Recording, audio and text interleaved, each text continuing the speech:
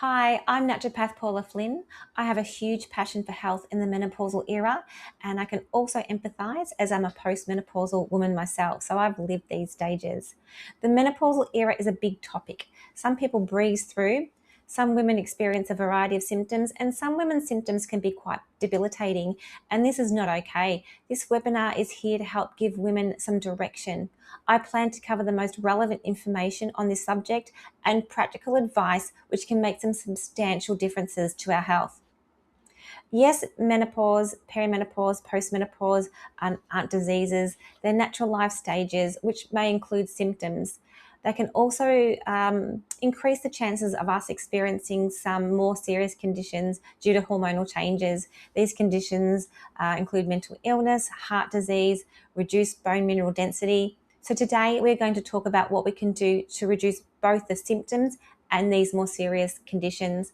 I use an evidence-based advice to help you learn more about your body and make practical changes so you can hopefully embrace this change and thrive right through into our older ages. So today we'll talk about the basics of the menopausal era, evidence-informed dietary approaches which reduce symptoms, which behaviours and conditions are best avoided, a deeper dive into brain fog, what pathology testing may be worth considering, how the gut microbiome and the menopausal era are connected, protecting your health and bones through the menopausal era, herbal medicine and nutritional support, the upside of menopause, and why work with a naturopath.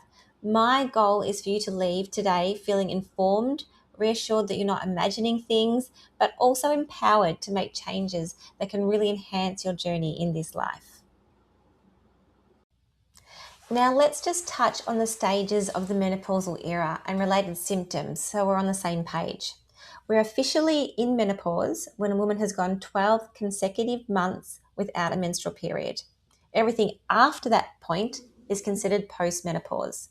Perimenopause is the transition leading up to menopause and can last anywhere from 1 to 10 years or beyond. The average age of menopause in Australia is 51, although is commonly a few years before or after this point. Many symptoms can be similar in peri and postmenopause, so I will commonly refer to this whole stage as the menopausal era. During this time, hormones can fluctuate significantly, particularly estrogen and progesterone. These hormonal fluctuations can lead to symptoms which you may already be familiar with, such as irregular periods, hot flushes and night sweats, sleep disturbances, mood changes, including depression and anxiety. The list isn't good. Brain fog, reducing concentration and memory, crashing fatigue, weight gain, especially around the abdomen, joint aches, muscle aches and frozen shoulder, reduced libido, and vaginal dryness. Now, these are the symptoms, and a lot of us have lived these experiences, so this is not a surprise. But the question is, what can we do about this? Now, some great news is something as simple as changing our dietary approach can really change how we experience peri and postmenopause. Now, the strong evidence is showing a Mediterranean diet or other whole food, plant-forward dietary approaches can really reduce our symptoms, including hot flushes. Now, why is this? It's most likely due to four main factors. Plant-rich diets are naturally high in fiber, which is a great source of food for our gut bacteria. One of the functions of the gut is to balance estrogen reabsorption. With the right balance of well-fed gut bacteria, estrogen can be reabsorbed at a healthy level, making this estrogen more available to our bodies and reducing peri and postmenopausal symptoms. We'll chat more about gut bacteria later on. Two, plant foods contain natural sources of plant estrogens.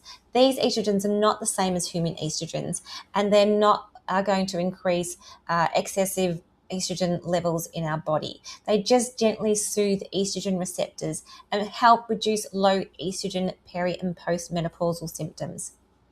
Now, plant foods are high in antioxidants and are anti-inflammatory, therefore reduce inflammation in the brain, which we call neuroinflammation, reducing brain fog and increasing concentration and memory. This also reduces systemic or whole body inflammation, assisting in reducing pain and inflammation in joints and muscles. Now, also increasing plant foods increases micronutrients such as vitamin K, magnesium, and potassium, which are incredibly important for bone health and heart health. Now, I'd like to share a recipe I've created with you. If you'd like to go to my website and go to storage, you'll find the full recipe there. This is a great way to start a very strong Mediterranean or plant-forward approach to your day. This particular breakfast recipe is very high in omega-3, high in iron, high in micronutrients, really high in protein. In fact, has more protein than the average eggs on toast, and it also is really, really high in fiber. So check this recipe out and give it a go. You can even let me know what you think. So we also know some lifestyle and exercise behaviours can reduce menopausal symptoms. So these are increasing strength training and including mild to moderate exercise such as Pilates, walking, yoga, and swim can all be really helpful, but also reducing our load of high intensity exercise can be helpful. So we just don't want to lean into that all the time. We can include that in our lives, but just it can't be our main form of exercise, as too much high intensity training can increase cortisol, which over time can have a negative effect on estrogen, hot flushes, sleep, bone health, weight, and cognition. And I've included links to this idea at the end.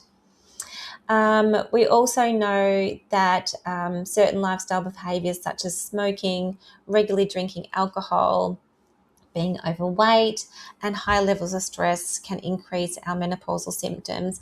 So these are choices, behaviours and conditions which we try to avoid or modify in order to reduce the likelihood of symptoms. But if you fall into one of these boxes, you will know that it is easier said than done, and you'll most likely benefit from reaching out for help. For me, the most severe symptoms I experienced were crashing fatigue, brain fog, and hot flushes. And initially, just changing my diet and increasing soy was enough to get on top of my symptoms. But as time went by and my hormones start changing, I did then need to lean into herbal medicine, which helped eliminate my symptoms. And then eventually, I also had to actively work on reducing stress to reduce my symptoms as well. Now, my story will not be the same as your story. Every human is different. And within my practice, I've never given the same herbal prescription diet and nutritional support to two different patients. Everyone's individual and everyone will have an individual prescription. If you're not ready for naturopathic support yet, yes, please lean into the lifestyle and nutrition advice. For some people, this will be enough. And for some people, they'll actually need a little bit more, and it will help to reach out for some extra support.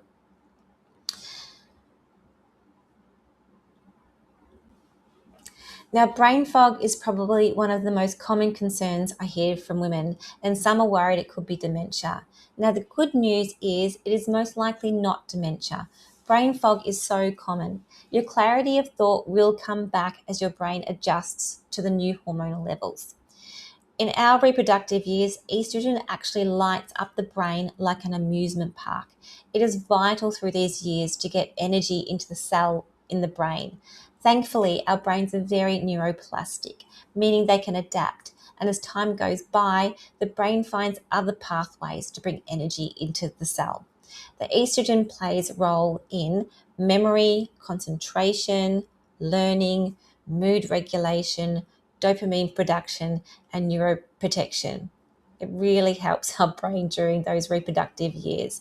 And for women with ADHD, during perimenopause and postmenopause, symptoms can become significantly more noticeable because dopamine regulation is closely linked with estrogen. Research has also shown that depression becomes significantly more common during perimenopause, particularly in women with a history of premenstrual mood changes or postnatal depression. There are several things we know that support cognitive health during the menopausal era. The same diet and lifestyle advice that we've already discussed, plus quality sleep.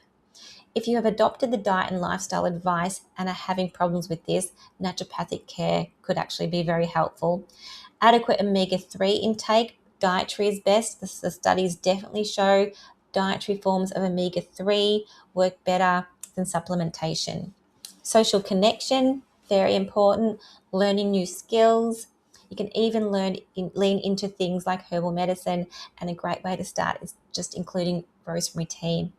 Now you can also look at circulation stimulants and cognition enhancing herbal medicine. For this, you do require consultation due to the need to check what is most appropriate. You don't want to waste time and money on something that isn't specific for you. We also need to check health condition cautions and medication interactions and contraindications as well.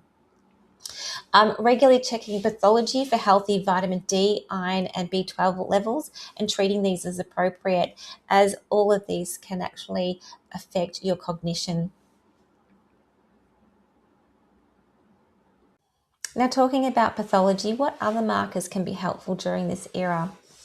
We can look at our hormonal markers, estradiol, FSH, LH, although sometimes we can go on a day that maybe our hormones are on their way up or down and it won't show the full picture. So in that case, symptoms might be more telling. We can also look at thyroid function such as TSH, free T4, free T3. Sometimes a thyroid issue can be very similar to peri and postmenopausal symptoms, so it can be a really good one to check. General health markers such as full blood count, iron studies, vitamin B12, vitamin D, liver function tests, fasting glucose and HbA1c, blood lipids, and kidney function tests. Now, sometimes what appears to be a menopausal issue may actually be low iron, low vitamin B12, thyroid dysfunction, vitamin D deficiency, or metabolic changes. If you've got a good relationship with your GP, you may like to request this group of tests, but remember to mention what symptoms you're experiencing, as they can only order tests that are clinically relevant. Remember to ask your GP for a copy of your records. This will also be important information to bring to any naturopathic consultation. As a naturopath, I can also organise these pathology tests as part of an initial consultation and help interpret them with you in the context of your overall health. Another area that is receiving a lot of attention in research is the connection between menopause and the gut microbiome.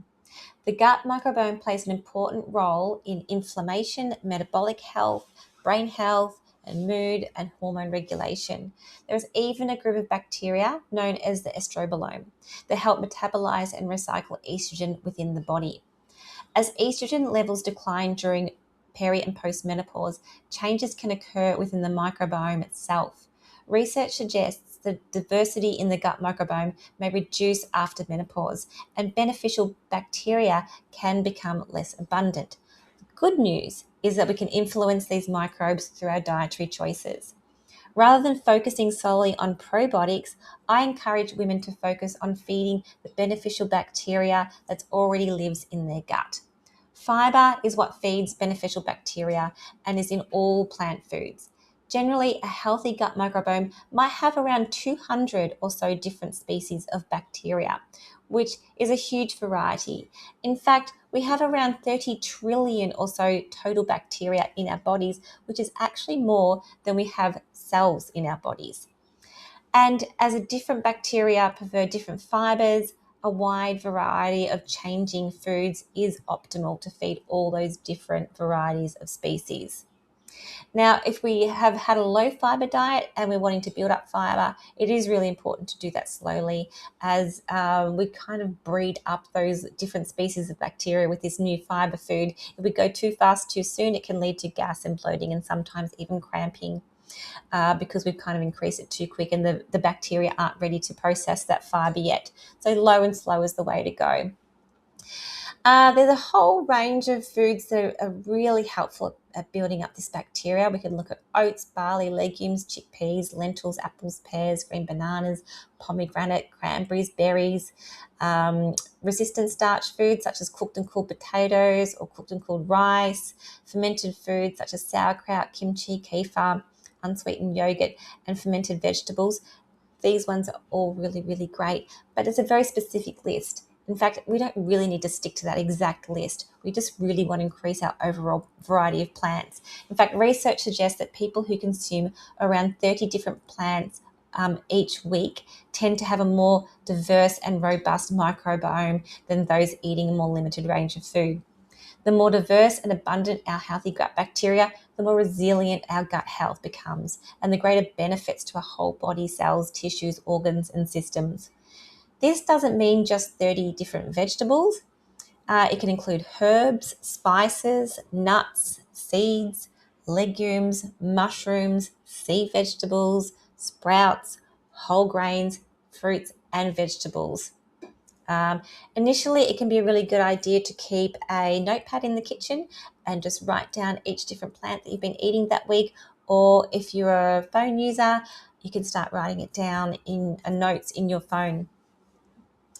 A healthy gut microbiome may not completely eliminate menopausal symptoms for every person, but it will help support metabolic health, digestive health, mental health, immune function, healthy cholesterol levels, and overall well-being throughout the whole menopausal era. To find out more about my patient's gut microbiome, when indicated, I sometimes refer to Microba for microbiome testing, and this allows more specific treatment to improve gut health when needed. Now, this test analyzes the bacteria living within the gut and can help identify whether beneficial microbes may be present in lower than desirable levels and how to change this. So, what probiotics or prebiotic fibers might be needed to increase these levels. I can also then tell if there's any inflammatory markers. We can look at if there's any parasites. We can look at whether certain foods are getting digested properly. It can be a really good tool. Now, it's not for everybody as it does cost money, so we can normally get there without that. It's just a little bit more tailored and quite specific and quite informative if we can lean into that test. But however, the goal isn't simply surviving menopause. It's using this stage as an opportunity to lean into learning more about your body, your health, and setting up long-term strength and resilience. Two areas that deserve far more attention in menopause conversations are cardiovascular health and bone health. These aren't separate issues to your hormones, your gut, or your brain. They're deeply connected to the same hormonal shifts we've already been discussing. Cardiovascular health.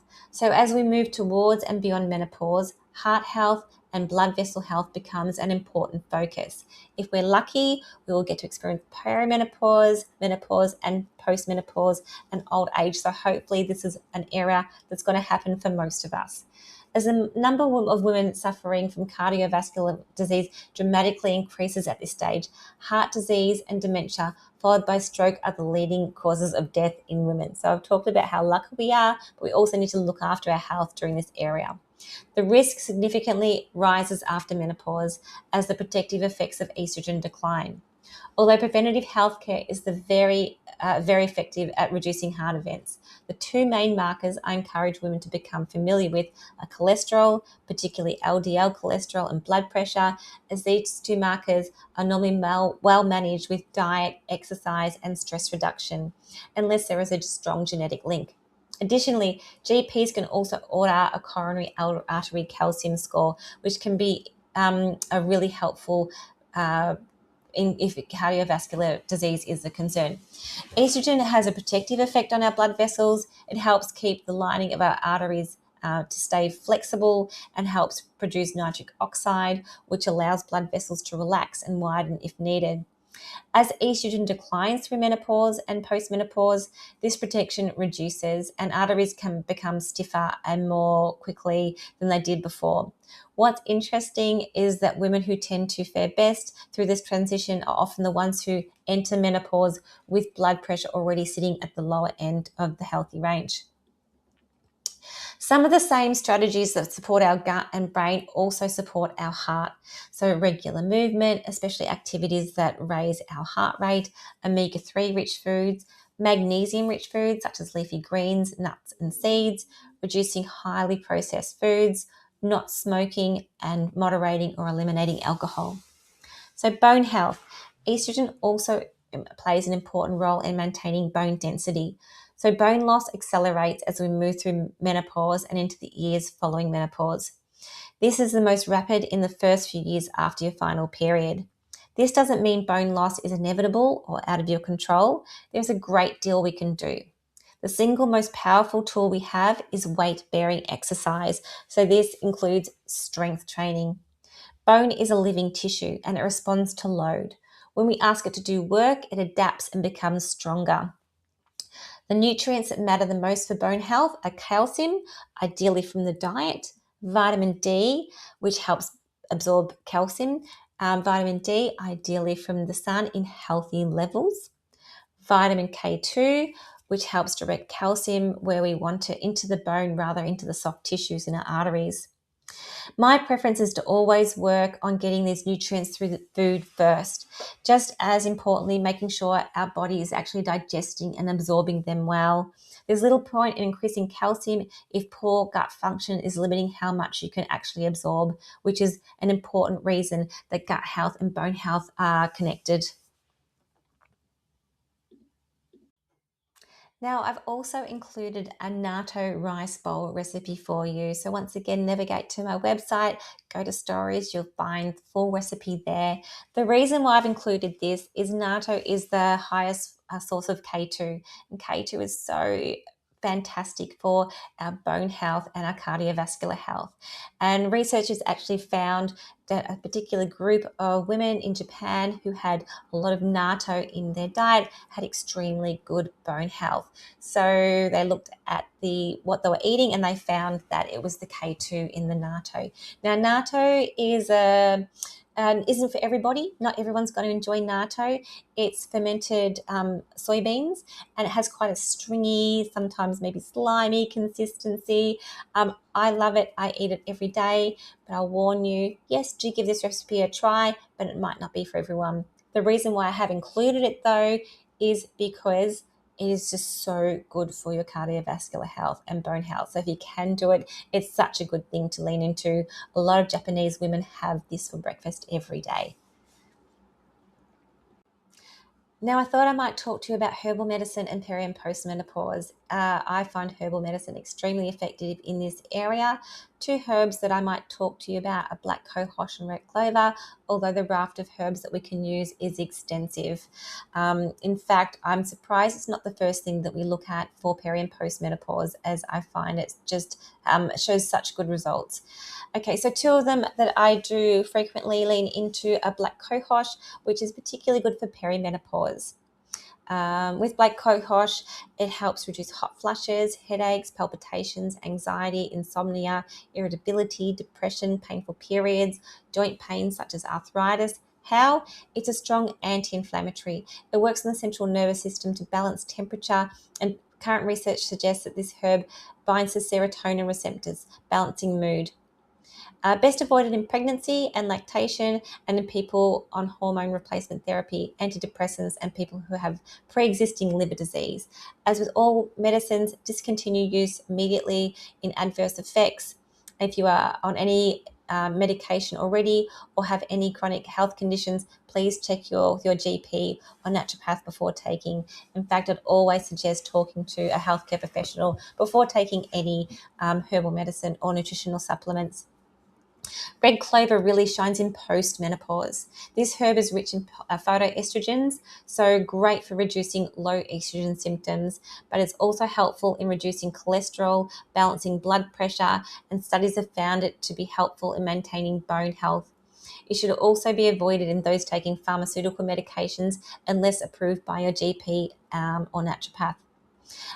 If you're wanting to find some of these herbal medicines on your own, I strongly advise do not lean into finding them online, especially overseas websites. If it comes from overseas, there's no guarantee what's inside that particular bottle.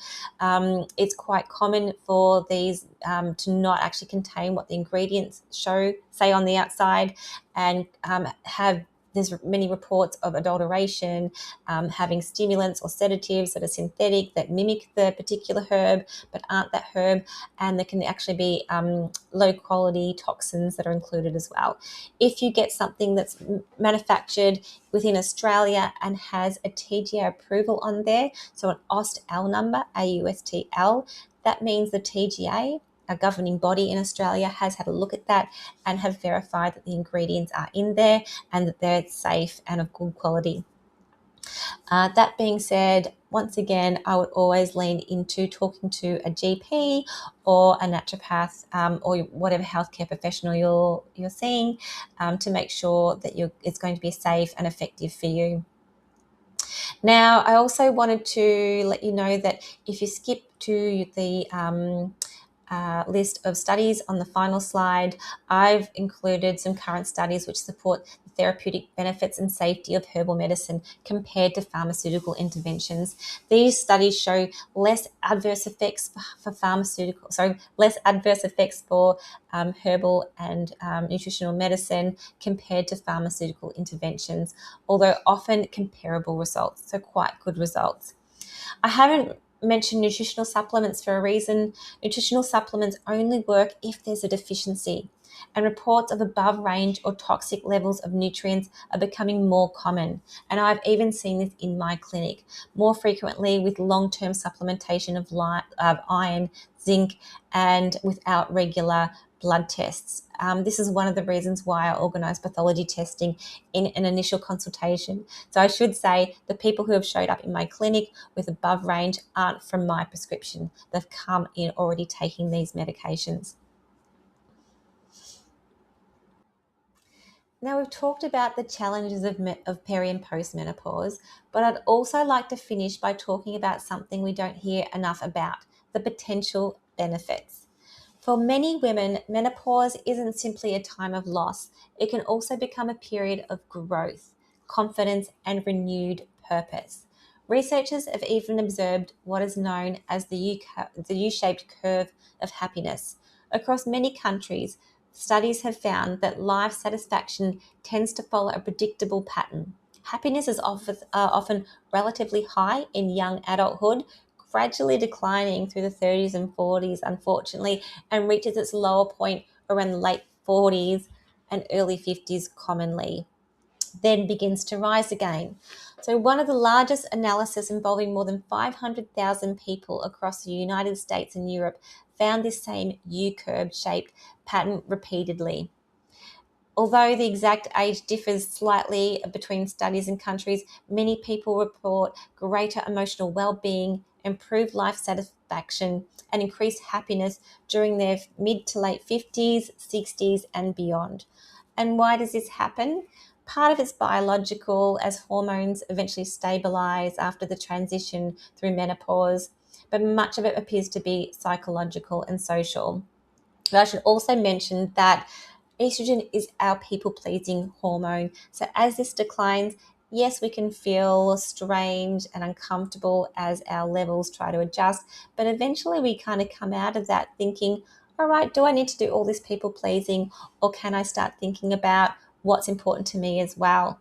So many women describe caring less about other people's expectations, becoming more comfortable with saying no, having greater confidence in who they are, worrying less about perfection, having more time for themselves as children become more independent, focusing on relationships and activities that truly matter to them. There's even research that are showing that older adults often become better at regulating emotion, placing less emphasis on negative experiences and more on positive ones. In many ways, wisdom seems to bring greater emotional resilience. One of my favourite descriptions of this stage of life comes from anthropologist Margaret Mead, who famously said, "There is no greater power in the world than the zest of a menopausal woman." Whether or not every woman experiences menopause peri and post this way, I think is a wonderful reminder that this stage of life doesn't have to be viewed as the beginning of decline. It can be the beginning of a new chapter, one with greater confidence, clearer priorities, deeper self-understanding, and the freedom to invest in things that matter the most. And if you're struggling right now, it is important to remember that the symptoms of menopause are temporary. They don't define the rest of your life. With the right support, many women come through this transition feeling healthier, stronger, and like themselves again. So why work with the naturopath? Naturopaths are trained to consider how different body symptoms may be interacting. Hormones, gut health, nutrition, sleep, stress, metabolic health, inflammation, lifestyle factors, and more can all influence how a woman experiences menopause and postmenopause. If you see a naturopath, we will try to formulate a plan to improve your health naturally. And my goal is to understand what may be contributing to those symptoms and then work with the body using evidence-informed nutrition, lifestyle strategies, pathology testing, and natural medicines where appropriate to help restore balance and improve overall well-being. I'm looking to improve your health now, but also into the future. As we age past menopause, if we're lucky, we may get the chance to be elderly. When I think about my own distant future, I would love to be an old woman with supportive bones, a strong heart, and a sharp mind. So I'm free to have fun, be kind, creative, and a caring family member friend, and contribute to my community. It can be a really great idea to consider what goals are important for you in your future, as the changes you make now can go a long way to manifesting your future self.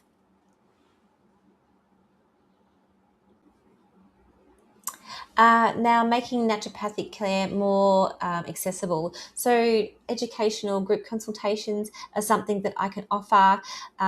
This is a way to make naturopathic care more accessible for some people, as it does bring the price down. Now, it's important to understand that group consultations are not intended to replace comprehensive one-on-one naturopathic care. They're more of an education piece. They're and a way to build a supportive community. They're not a deep dive into an individual's health history, and still some people might prefer or benefit from one-on-one individual consultations.